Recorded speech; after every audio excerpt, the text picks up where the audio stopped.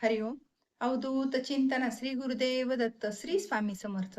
Religious काकू या आपल्या चॅनलवर तुमचे मनापासून स्वागत करते आणि व्हिडिओला सुरुवात करते. तुम्ही या चॅनलवर नवीन असाल तर लाईक, शेअर आणि सबस्क्राईब करायला विसरू नका. तुमचे एक लाईक आणि सबस्क्राईब आम्हाला पुढे जाण्याचे बळ देते. चला तर व्हिडिओला सुरुवात करूया. बघा, आपण विष्णू सहस्त्रनाम जर घरात वाचलं तर आपल्याला त्याच्यात काय फळ मिळते व आपल्या घरामध्ये काय चमत्कार होतो, हे आज आपण व्हिडिओमध्ये बघणार आहोत. तर व्हिडिओ शेवटपर्यंत नक्की बघा. तर बघा, आपल्या घरामध्ये जर विष्णू सहस्त्रनाम आपण पठण केलं तर आपल्या घरामध्ये जे काही नकारात्मक ऊर्जा आहे ती निघून जाते आणि घरात सकारात्मक ऊर्जा तयार होते.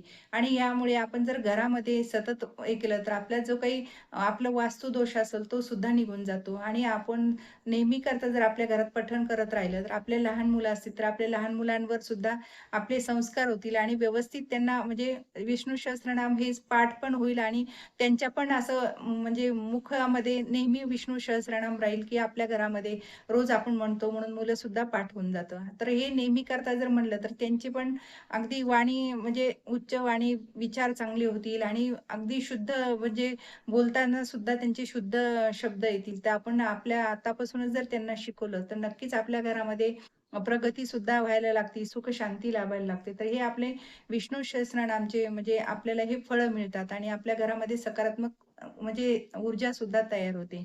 तर बघा, आपल्या ह्याच्यामध्ये परंपरेमध्ये 3 देवांची आपण पूजा करतो. तर पहिलं म्हणजे ब्रह्मदेव. ब्रह्मदेव हे विश्वांचा निर्माता आपण मानतो.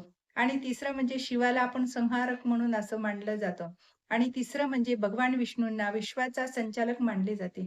तर ह्या तिघांची जेव्हा आपण उपासना करतो, तर नक्कीच आपली कितीही मोठी अडचण असू दे, आपली अडचण राहत नाही. कुठले जे काही संकट असतील आपल्या घरावर ते सुद्धा संकट निघून जातात.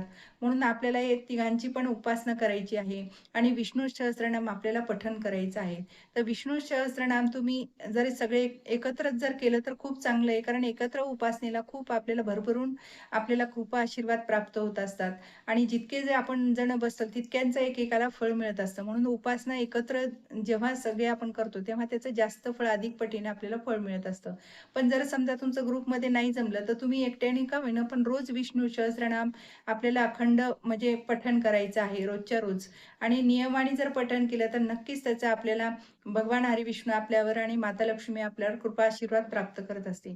तर आपण घरामध्ये जेव्हा सकाळी म्हणजे पठण करू शकता किंवा संध्याकाळी तुम्ही एक वेळ ठरवून घ्यायचा आहे. तुम्हाला जो वेळ तुमच्या याच्यानुसार तुम्ही जर सकाळी जमत असेल तर सकाळी करायचं किंवा संध्याकाळी करायचं. पण नियमित करायचं आहे.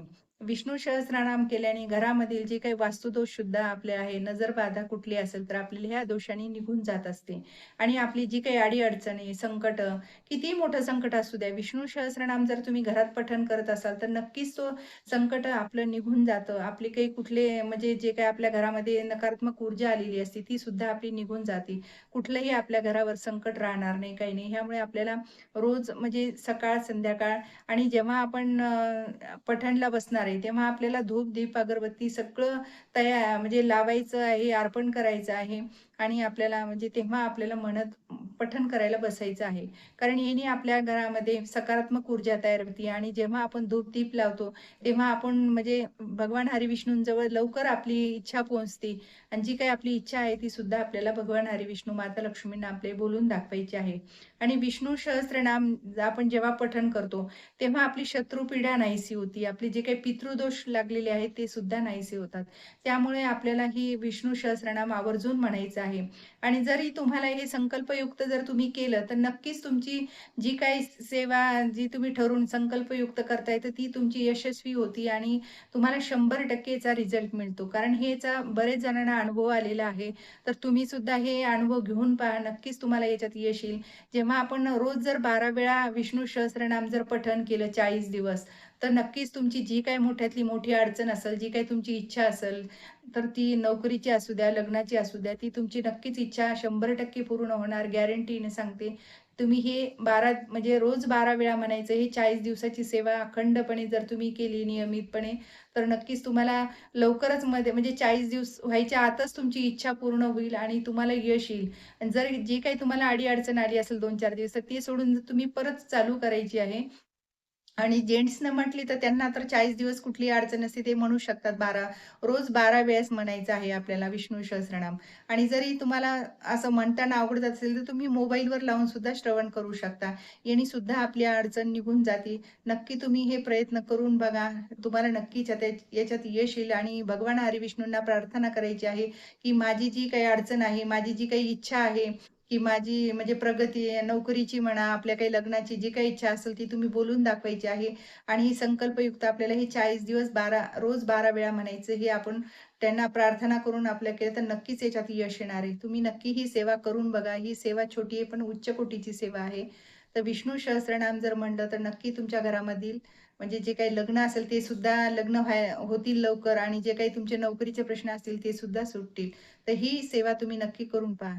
श्री स्वामी समर्थ. जय जय स्वामी समर्थ. माझा जर व्हिडिओ तुम्हाला आवडल्यास लाईक, शेअर आणि सबस्क्राईब करायला विसरू नका.